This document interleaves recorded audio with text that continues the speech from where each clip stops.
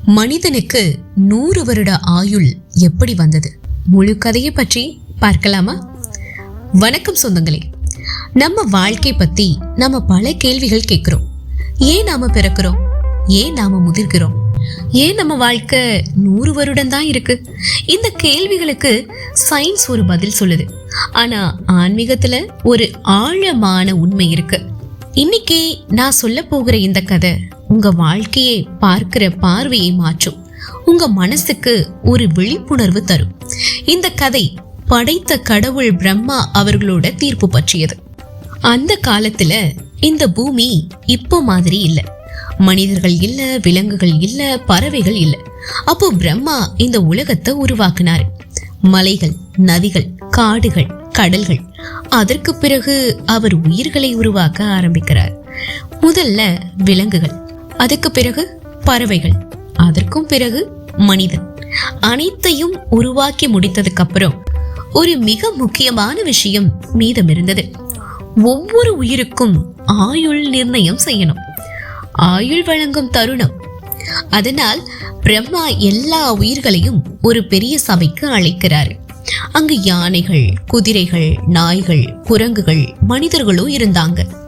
அனைவரும் ரொம்பவே எதிர்பார்ப்போட நின்றாங்க. இதோ நம்மள மாதிரி. அப்போ பிரம்மா சொல்றாரு, நான் எல்லா உயிர்களுக்கும் சமமாக 100 வருட ஆயுள் கொடுக்கிறேன். அதை கேட்ட உடனே அனைவருமே முதல்ல மகிழ்ச்சி அடைந்தாங்க. ஆனா அந்த மகிழ்ச்சி நீண்ட நேரம் நீடிக்கல. ஏன் தெரியுமா? சில நாட்களுக்கு பிறகு ஒரு கழுதை மெதுவாக வந்து பிரம்மாவிடம் நின்றது. அது ரொம்பவே சோர்வா இருந்தது. அதோட கண்கள்ல கண்ணீர். பிரபு, நான் உங்ககிட்ட ஒரு வேண்டுகோள் சொல்ல வந்திருக்கேன். பிரம்மா கேட்டார், என்ன பிரச்சனை? கழுதை அதுக்கு என்ன சொன்னது தெரியுமா? என் வாழ்க்கை முழுக்க நான் சுமை தூக்கணும். என்னை யாரும் மதிக்க மாட்டாங்க, என்னை அடிப்பாங்க, திட்டுவாங்க. இந்த மாதிரி வாழ்க்கைய 100 வருடம் நான் எப்படி வாழ முடியும் அப்படின்னு. எனக்கு 50 வருடம் போதும், மீதமுள்ளதை நீங்க எடுத்துக்கோங்க. பிரம்மா அதை கேட்டு அதோட கஷ்டத்தை உணர்றாரு. சரி, உன்னோட ஆயுள 50 வருடமா நான் குறைக்கிறேன். அடுத்ததா கழுதைதான் அப்படி சொன்னதுன்னு பார்த்தா நாயும் வருது. வாலாட்டிக்கிட்டே இருந்தாலும் அதோட உள்ளத்துல ஒரு வேதனை. நான் மனிதர்களை காக்கணும், நான் உண்மையா இருப்பேன், ஆனா கடைசியில என்னை யாருமே கவனிக்க மாட்டாங்க. வயசான பிறகு என்னை வெளியே தள்ளிடுவாங்க. எனக்கு 40 வருடம் போதுமே. பிரம்மா அதற்கும் ஒத்துக்கிட்டாரு. அடுத்ததா குரங்கு வருது. நான் எல்லாரையும் சிரிக்க வைக்கணும், ஆனா யாரும் என்ன மதிக்க மாட்டாங்க.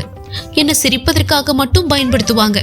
எனக்கு வெறும் 20 வருடம் போதும் அப்படின்னு சொன்ன உடனே பிரம்மாவும் அதற்கு சம்மதிக்கிறார். மனிதனின் சிந்தனை கடைசியாக வந்து நின்றதுதான் யாரு? மனிதன். அவன் அமைதியா எல்லாத்தையும் கவனிச்சுக்கிட்டே இருந்தான். பிரம்மா சொன்னாரு, உனக்கு 100 வருடம் ஆயுள். மனிதன் யோசிக்கிறான், இந்த வாழ்க்கையை நான் எப்படி வாழ்றது? அப்புறம் அவனே கேட்கறான், மற்ற விலங்குகள்லாம் அதோட ஆயுள குறைச்சிக்கிடுச்சு இல்லையா? அது மீதம் இருக்கும் இல்லையா அந்த ஆயுள், அதை எனக்கு தர முடியுமா அப்படின்னு. பிரம்மா உடனே சிரிக்கிறாரு, நீ மிகவும் புத்திசாலிதான், சரி கொடுக்கிறேன். அதன் பிறகு மனிதனின் வாழ்க்கை இப்படியாக மாறியது. பிறந்ததிலிருந்து 40 வயது வரை சந்தோஷம், கல்வி, கனவுகள்.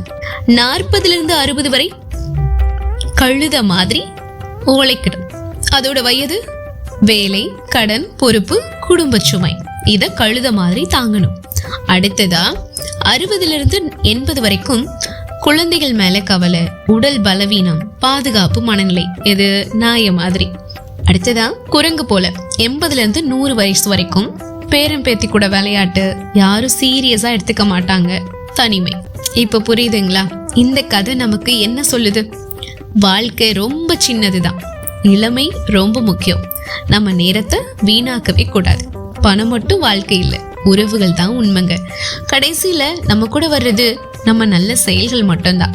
ஆகவே சொந்தங்களே, இந்த வாழ்க்கை நமக்கு கடவுள் கொடுத்த ஒரு பரிசு. அதை வீணாக்கிடாதீங்க. நல்லது செய்யுங்க, அன்பா வாழுங்க, அதுவே உண்மையான வாழ்க்கைன்னு சொல்லி இந்த வீடியோவை நான் நிறைவு செஞ்சுக்கிறேன். இந்த கதை உங்களுக்கு பிடிச்சிருந்தா லைக் பண்ணுங்க, ஷேர் பண்ணுங்க, சப்ஸ்கிரைப் பண்ணுங்க. அது மட்டும் இல்லாமல் நீங்கள் இந்த மாதிரி நிறைய திங்கிங் பண்ணியிருக்கீங்களா, இல்லை இந்த கதையை முன்ன பின்ன கேட்டிருக்கீங்களா அப்படிங்கிறத கமெண்ட் பாக்ஸில் மறக்காமல் சொல்லுங்கள்.